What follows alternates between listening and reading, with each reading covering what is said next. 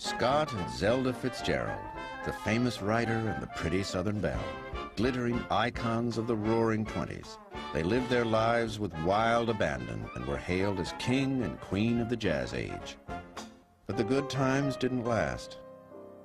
By 40, Fitzgerald was washed up, an alcoholic, his books no longer in print, his name forgotten, and his glamorous wife locked away in an insane asylum. Fitzgerald's rise and fall was dramatic, even shocking.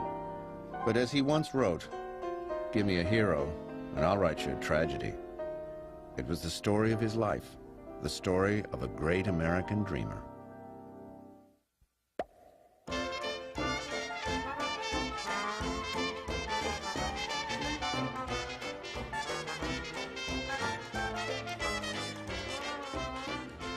The start of the 20th century was an exciting time in America as the Industrial Revolution gave way to a more modern era.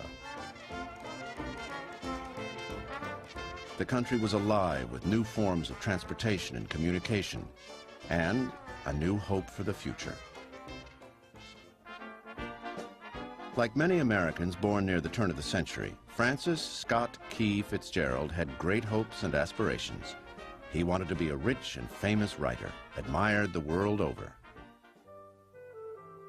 This was a big goal for a little Irish Catholic boy who was born on September 24, 1896, in the small Midwestern town of St. Paul, Minnesota. Named after Francis Scott Key, a distant relation who wrote the Star-Spangled Banner, young Scott was his parents' pride and joy. His father, Edward Fitzgerald, doted on his young son, teaching him all the finer points of acting and dressing like a gentleman. But Edward, for all his fancy clothes, was not much of a businessman. In 1908, he was fired from a sales job. He came home a completely broken man, said Scott, and he was a failure the rest of his days. This experience left a deep impression on young Scott, who resolved that he would never be a failure like his father. Fortunately, his mother, Molly Fitzgerald, came from an affluent St. Paul family, so the Fitzgeralds were never quite destitute. Molly would borrow money from her relatives to send Scott to all the right prep schools. But as a poor boy amongst a lot of rich classmates, young Scott always felt like an outsider, until eventually he discovered that he had a special gift that would help him fit in. He found it was easy for him to write poems and stories and plays where it was not easy for others, even very bright young children. He was aware of this gift early on, and then he used it to win acceptance. All through prep school, Scott relished the attention he got from his classmates when his stories, like this murder mystery, appeared in the school paper. He also wrote plays and staged big productions. He took the starring role and surrounded himself with people whom he wanted to be friends with. So, in the simplest and most direct way, he found that he could write the lines, and all of these people he knew would follow his script. It was like magic. Young Francis Scott Fitzgerald had found a way to impress people and win social acceptance. From then on, there was no question. He would be a writer. In 1913, Fitzgerald was accepted at Princeton, an Ivy League college with a beautiful campus in New Jersey. Before he had even arrived, Scott worked out an elaborate fantasy. He would be a big man on campus, admired by all his classmates. Blinded by visions of glory, as soon as he got to Princeton, Scott tried out for the football team. But at just under 5'8" and 138 pounds, he was far too small and was cut the very first day of practice. Better, Scott decided, to stick with what he did best. So he wrote for the university's literary magazines and joined the Triangle Club, Princeton's most prestigious theatrical group. Just as he had as a boy, Fitzgerald used his writing skills to impress his peers. He wrote lyrics for the group's musical comedies and cast himself as the star. Since Princeton was an all-male school, it was expected that men play the female roles. But few looked as good dressed in drag as Scott did in this publicity photo, which caused quite a sensation when it appeared around campus.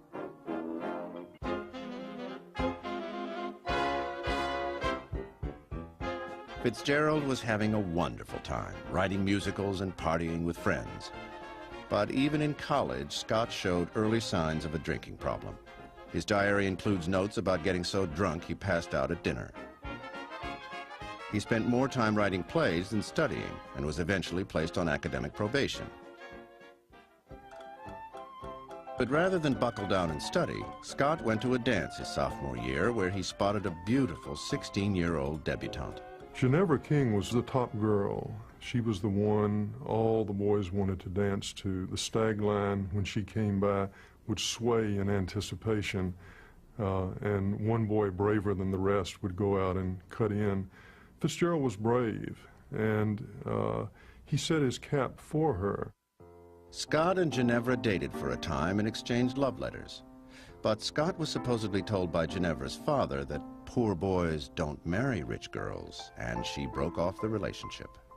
She went on to someone more suitable to her social standing, but the story, which I think is probably true, is that till the day he died, he kept all the letters that she wrote to him wrapped up in a little package with a ribbon tied around it. To Fitzgerald, Ginevra would always represent the kind of golden girl who appeared later in his novels. She was the one all the boys wanted, but could never fully possess. By junior year, Scott was failing so many classes he decided to withdraw from Princeton. As he wrote, there were to be no badges of pride, no medals after all. The young man who wanted so much to succeed had flunked out of school and failed at love. He was feeling pretty discouraged in 1917 when suddenly the United States entered World War I, and Fitzgerald happily headed off to boot camp and another chance at glory. In June 1918, as the war to end all wars raged in Europe, Second Lieutenant F. Scott Fitzgerald reported to Camp Sheridan in Montgomery, Alabama. Just as in college he had dreamed of being a big man, Scott now imagined himself a war hero. As he waited to be sent overseas, Scott attended a dance at a local country club, where he saw a young girl who, as he said, made everything inside him melt.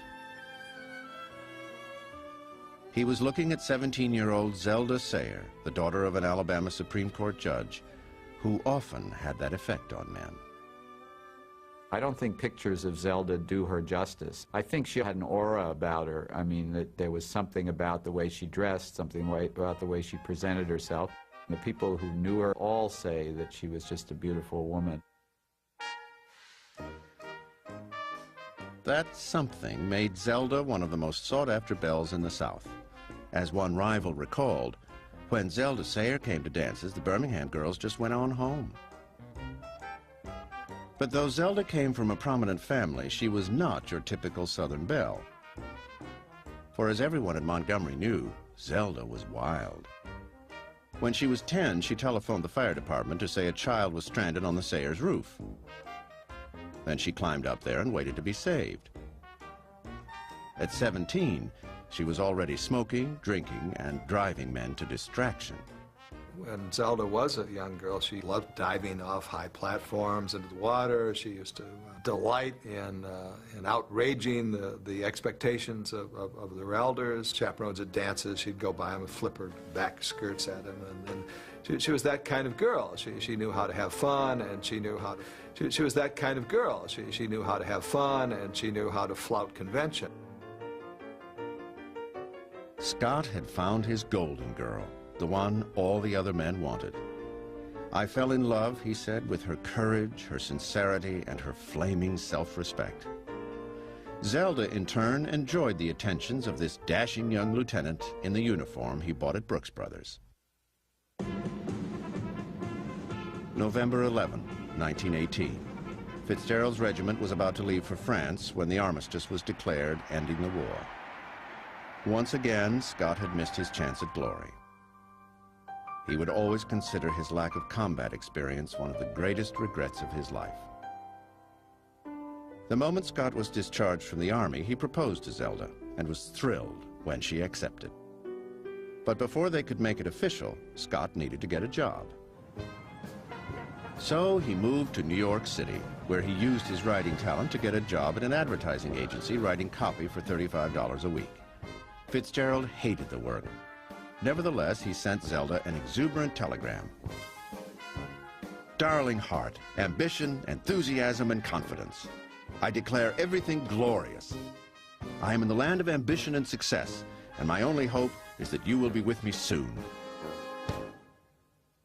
But Zelda was already having second thoughts.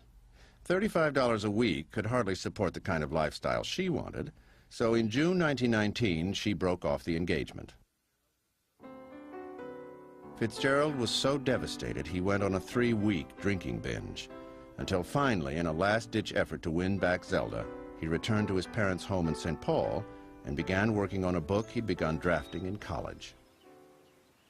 He moved into the 3rd-floor spare bedroom of his parents' row house on Summit Avenue. He lived on nothing. He had no money.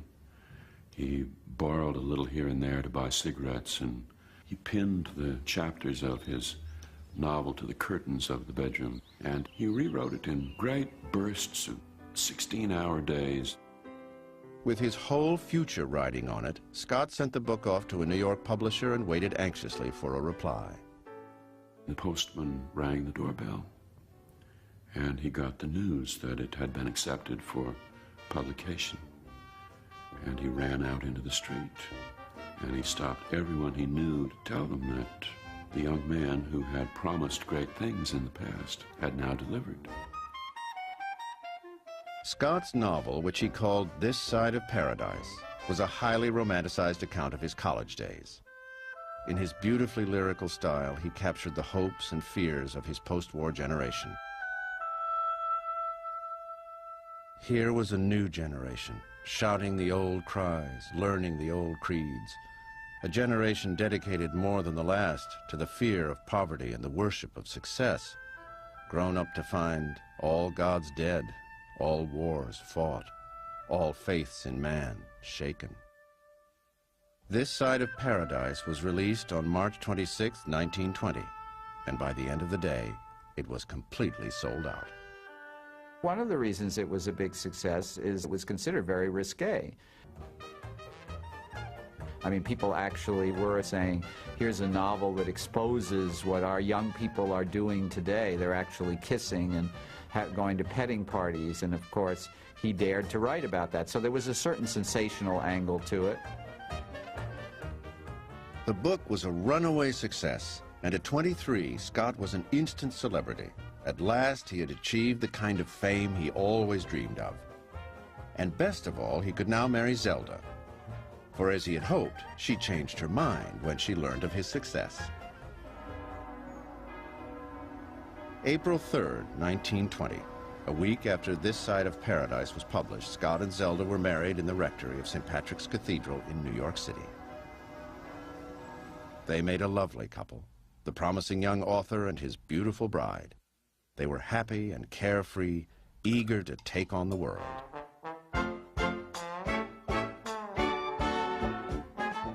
America was riding high, and so were the Fitzgeralds. It was a time of extravagance and self-indulgence. Scott called it the Jazz Age and was hailed as its king, and Zelda was crowned Queen of the Flappers.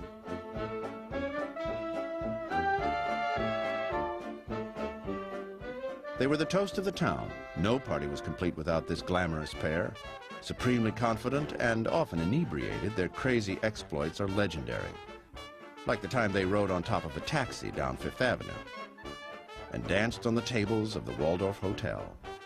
The Fitzgeralds egged each other on. They were both creative and daring, and they knew very well what they were doing. They were creating a myth that has continued to grow in ways that probably they couldn't have anticipated. The Fitzgeralds briefly interrupted their revelries in February 1921, when Zelda discovered she was pregnant. Their baby girl, Frances Scott Fitzgerald, was born on October 26, 1921. As an only child, Scotty, as she was called, was showered with love. My mother felt that she had a golden childhood. Some people felt sorry for her because she had a nanny, but nannies were normal then. So she was sheltered from some of the antics and drinking, and her father was imaginative about the things he did with her.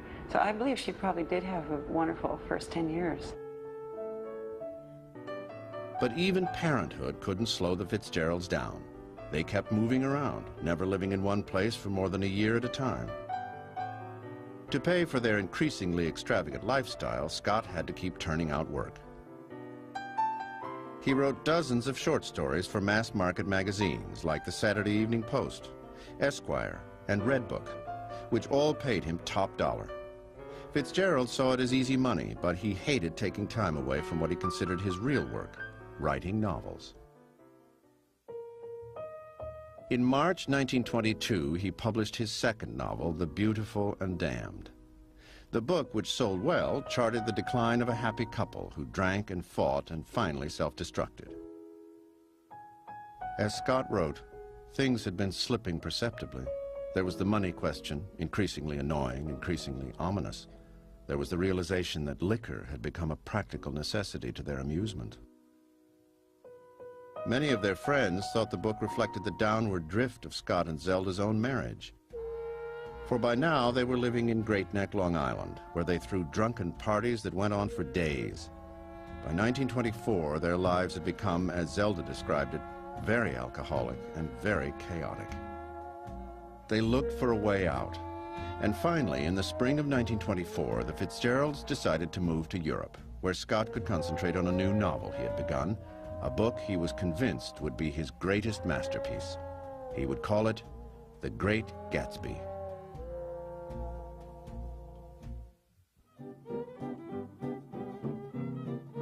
The French Riviera in the 1920s was home to a glittering crowd of artists and writers.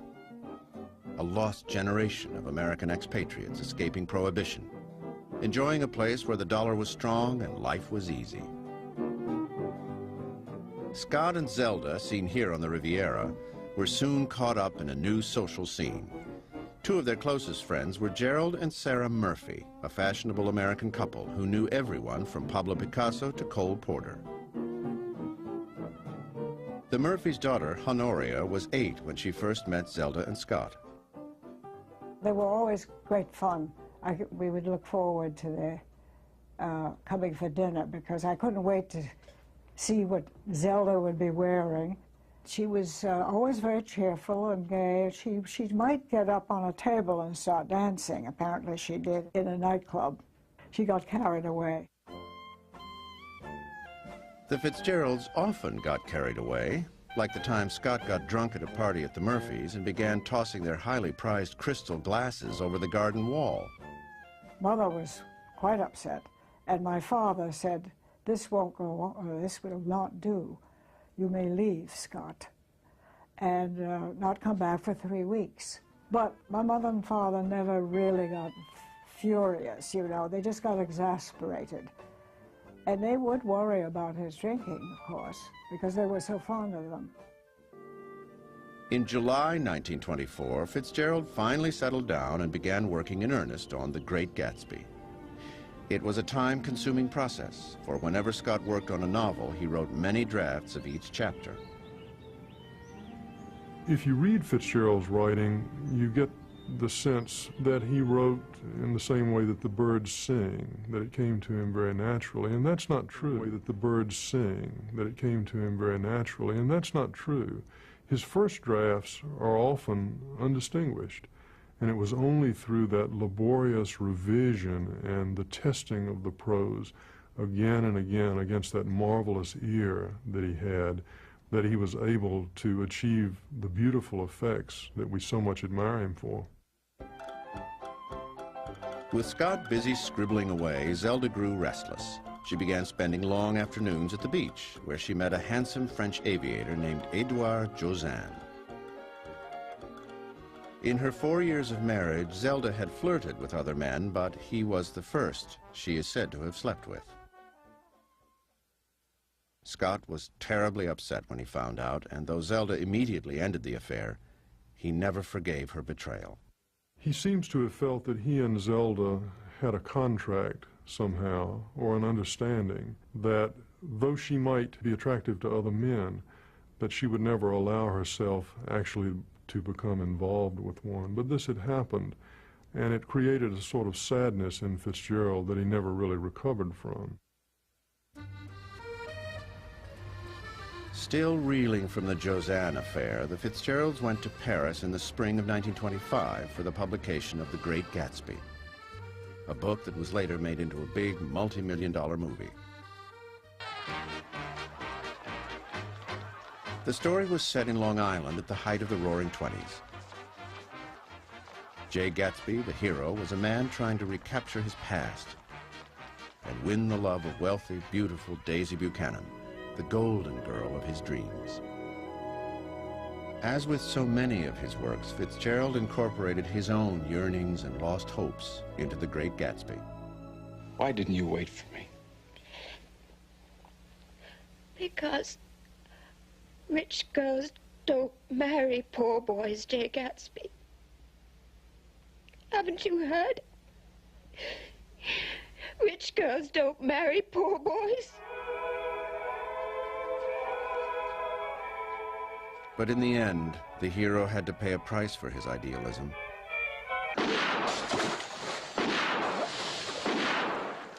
For no reality could ever match Gatsby's fantasy.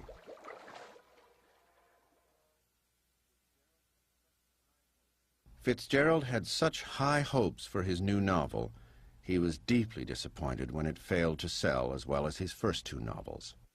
Gatsby, when it came out, did not get great reviews. It got some good reviews, but it was a slightly different story. I mean, there were deaths, there was a murder. These were not the things that Scott Fitzgerald was supposed to write about. Just 2 weeks after The Great Gatsby was published, Scott was sitting in a bar in Paris when he met another up-and-coming American writer named Ernest Hemingway.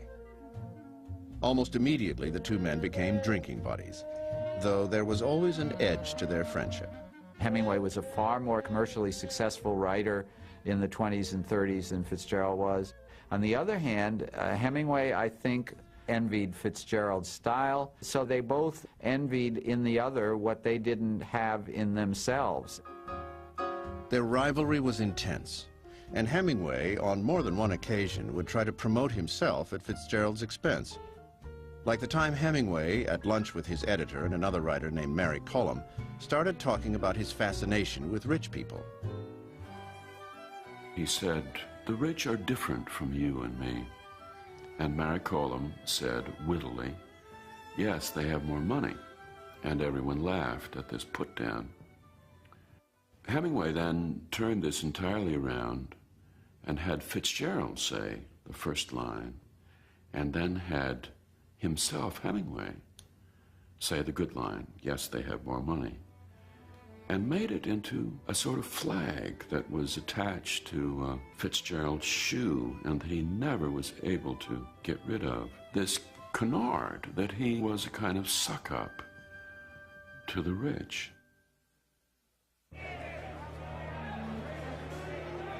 October 29, 1929, the U.S. stock market crashed, bringing an end to the high-flying 20s. Scott's jazz age was finished as he and Zelda entered the worst phase of their lives. For Scott, the next few years were like a horrible nightmare as he watched Zelda gradually lose her mind. The trouble began when she decided at 28 she wanted to be a professional ballet dancer. She practiced for hours on end until finally she was hospitalized for nervous exhaustion. After her release, Zelda's mental state continued to deteriorate. Her behavior became increasingly irrational, reaching a crisis one day when she grabbed the wheel when Scott was driving and tried to steer them over a cliff. This time, doctors diagnosed her as schizophrenic. Over the next 6 years, Scott would take his wife to a series of clinics, desperately searching for a cure. Initially, he probably didn't know how to react. He didn't know what to do. During the first period of her troubles, we see them groping around, trying to find the best treatment for her. But as the years went on, I think he came to understand that she would never entirely be well or whole again. Some people later claimed that Zelda was merely eccentric. Not so, said Scotty, who visited her mother in the sanitariums. My mother said the first day of visiting Zelda would be lucid and fun, and Zelda would be. And then within a day or two, Zelda would get vague, and a kind of veil would come between them. And my mother witnessed firsthand that Zelda was truly schizophrenic. There are revisionists now who'd like to think that Zelda was misdiagnosed, but my mother said, but she was crazy. Throughout this difficult time, Scott had been struggling with his fourth novel, Tender as the Night, a book he spent 9 years writing and revised 17 times. The final version was made into a movie in 1962. The story was about a psychiatrist named Dick Diver who marries one of his patients, the very wealthy but mentally disturbed Nicole. The brilliance, the versatility of madness, Scott wrote, is akin to the resourcefulness of water seeping over and around a dike. It requires the united front of many people to work against it. Once again, Fitzgerald had drawn on his own life for material. He was counting on Tender as the Night to restore his reputation and his bank account. But the book, released in April 1934, didn't sell. It was the 1930s, and the Depression had hit. People weren't interested so much in hearing about people having parties and going to the Riviera, because most of them couldn't even get a square meal. And so in many ways, the subject matter was a little outdated.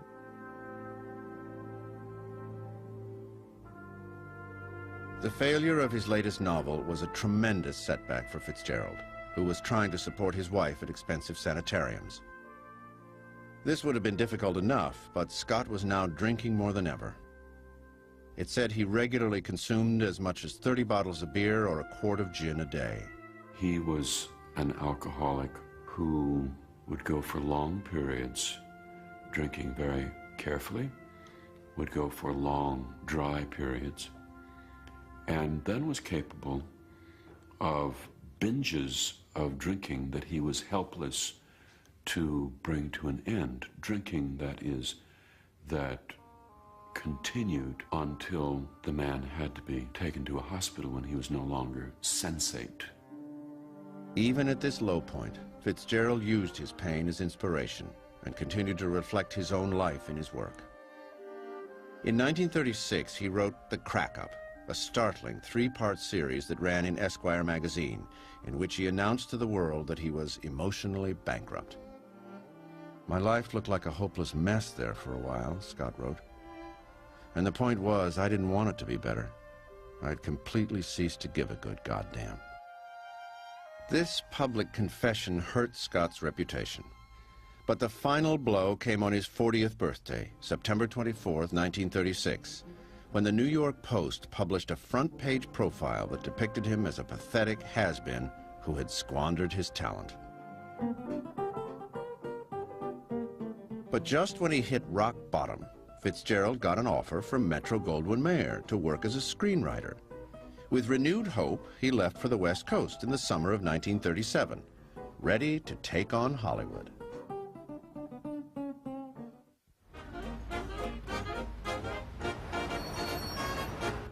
In the summer of 1937, when Scott arrived in Hollywood, Shirley Temple was the top box office draw in the world, and the movie industry was ruled by the big studios, which were turning out films in greater quantities than ever. To keep churning out movies, the studios would assign different writers to work on the same script, all of them competing for that most important measure of success, a screen credit. Scott joined that assembly line when he was asked to rewrite A Yank at Oxford, a comedy about an American Rhodes Scholar and his adventures in England.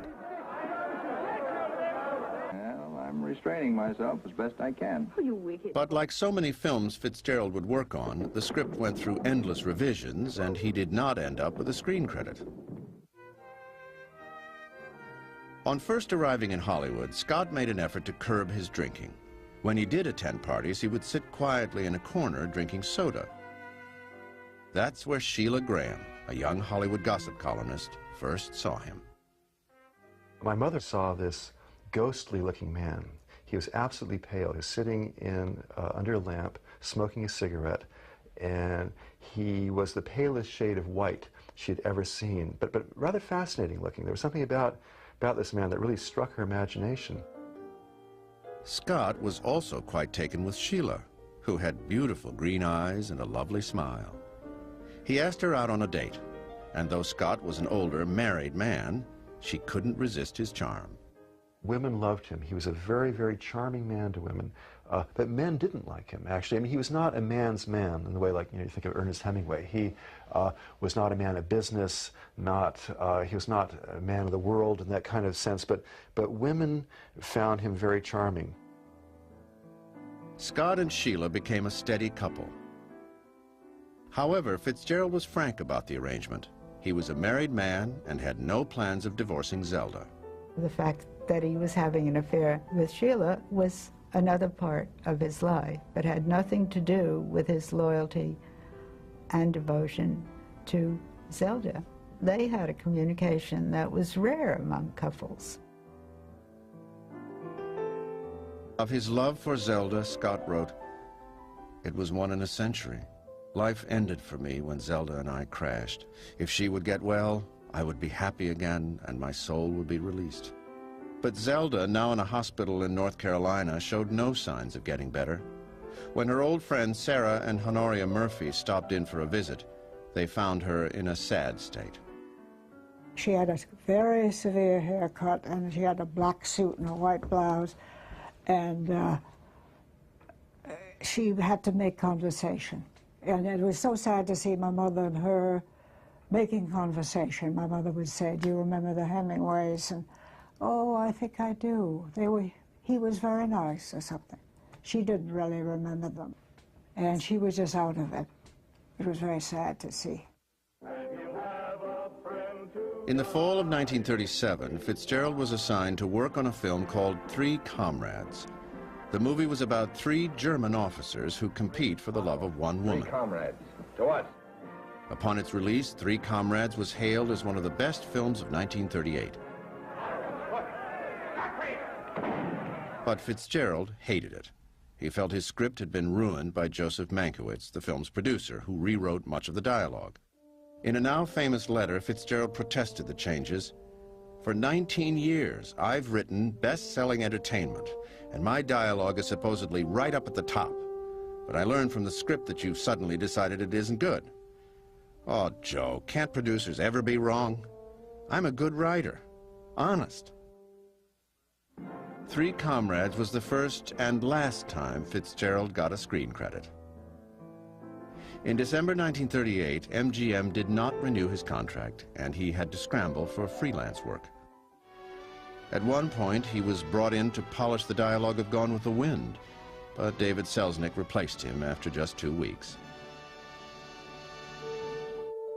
As he grew more frustrated, Fitzgerald began to revert to his old pattern of drinking gin all day. Sheila Graham, who did not drink, was appalled by his drunken behavior. My mother often described him as Dr. Jekyll and Mr. Hyde.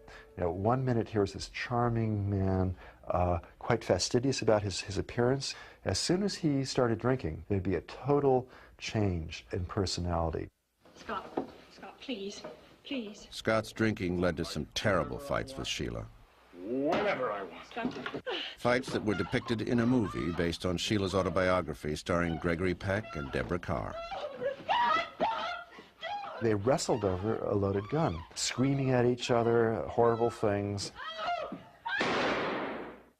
Finally, she just had enough. She actually threw the gun across the room and said rather dramatically, "I didn't drag myself up in the gutter to waste myself on a worthless junk like you. Worthless! Worthless! I hate you!" Fitzgerald was always so remorseful after these fights that Sheila forgave him. But he was getting a bad reputation in Hollywood. By 1939, he was lucky to get a job collaborating on a script with Bud Schulberg, a young writer who was thrilled to be working with one of his idols. I was enormously in awe of him.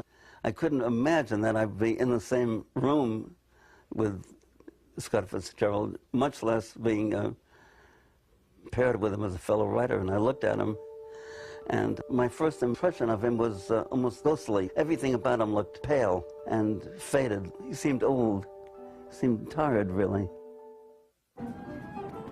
Scott and Bud had been hired to write a film about Dartmouth College's annual winter carnival. On a fact-finding trip to the school, Schulberg was asked by the movie's director to watch Scott and make sure he didn't drink. We got on the winter carnival special. I thought I was watching him, but by this time Scott was really getting seriously smashed. And he had with him a little bottle of gin. I don't know where he found it. When I was with him, I thought we were practically in bed together. I don't know where he found that damn gin. Eventually, Schulberg gave up and joined Scott on his binge. The film's director arrived to find his two writers weaving their way through campus. We were like two drunken, falling down bums. And he said, I don't know what the next train out of here is, but you two are going to be on it. After getting fired, no one wanted to hire Fitzgerald. So in the fall of 1939, he went back to writing novels. Drawing on his latest experiences in Hollywood, he began a book called The Last Tycoon. And though alcoholism had begun to take its toll on Scott's health, he was excited about his new project. You read his letters to Zelda and to Scotty, telling them how he's taken up with this book, how it's like the old days again, how every day he looks forward to sitting down and working on The Last Tycoon. It breaks your heart to realize that this man only has a few more months to live.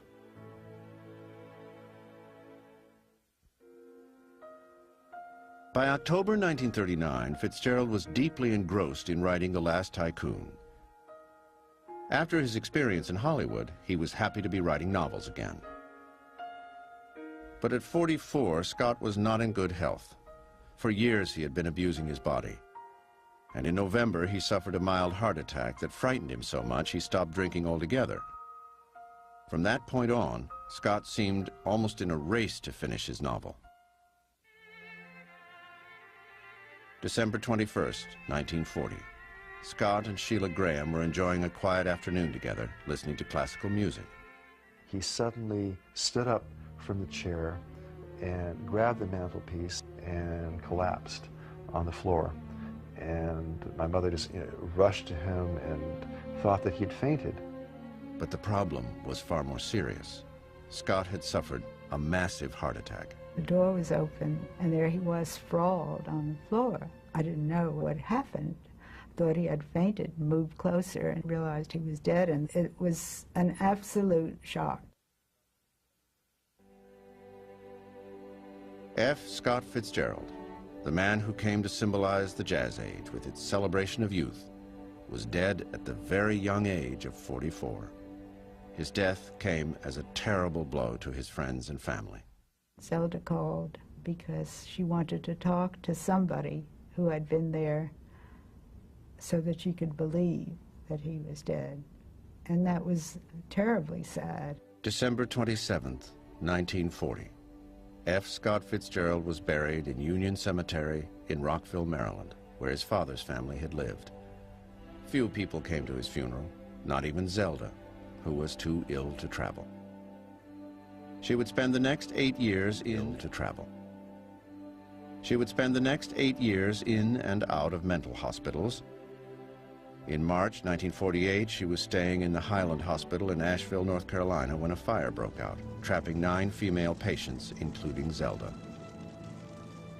All 9 women perished in that midnight fire, which was said to have been caused by faulty electrical wiring. It was a terrible end for Zelda, who was only 48. She is now buried beside Scott in Rockville, Maryland. It's only fitting that this couple, who went through so much together in life, should rest in peace side by side. The story of their marriage is one of the great love stories of our times. I mean, we should all be so lucky as to stay so in love through so many tragedies. The tragedies were there, but the love survived it. Just before his death, F. Scott Fitzgerald wrote a letter to an aspiring writer warning the young man that the price for doing professional work was extremely high. You've got to sell your heart, your strongest reactions. All his life, Fitzgerald had been doing just that, using his life as material for his fiction.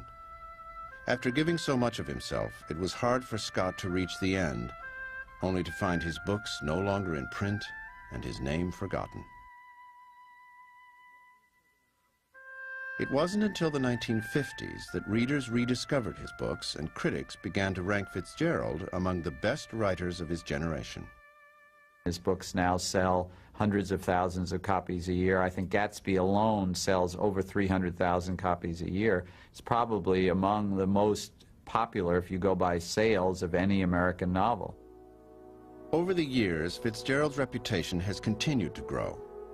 Today, his place among America's literary legends is secure, and he is widely admired by many modern writers. I've been interested in Fitzgerald ever since I was a teenager and read his novel, The Great Gatsby. It taught me a lot, and it fortified my own ambition to become a writer of fiction. It also taught me not to try to become a writer of fiction like Fitzgerald, because he has a connection with the English language, which I knew even then I would not possess. In my mind, he stands out because he is not like Hemingway, Mailer, some of the Bigfoot male authors that were his contemporaries. He's got a different sensibility. He's more interested in love and desire and domestic life. And so for women writers, he's an accessible male writer.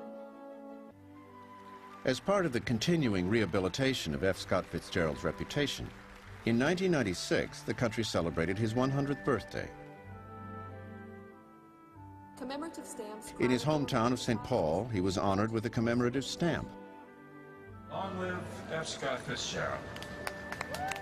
And hundreds of people turned out on a cold September day to see the unveiling of a life-size statue of their favorite son. Scott Fitzgerald, a man who wanted so much to be a success, is more famous today than he possibly could have dreamed. And he was one of America's greatest dreamers. He did not live to see himself immortalized, but there are some who say he knew all along that he had left a lasting legacy. He knew at some very important place in his heart that this would happen someday. He knew he was good. He knew how good his books were. He knew in a way as if they had been written by somebody else. He was a very cool assessor of his own work. He did not believe that his bad work was good, but he knew his good work was really good. It was this tremendous faith in his own talent that enabled F. Scott Fitzgerald to keep writing, no matter how many personal tragedies he suffered. I think there's a certain heroic quality to Scott Fitzgerald at the end, that he really, conquered his demons in many ways. He really reached, a hard-won maturity. He redeemed himself the only way a writer can, and that is through his own work.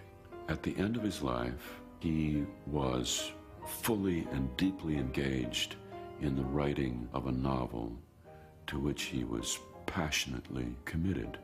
And so he died in saddle, with his boots on, very much looking forward to the future.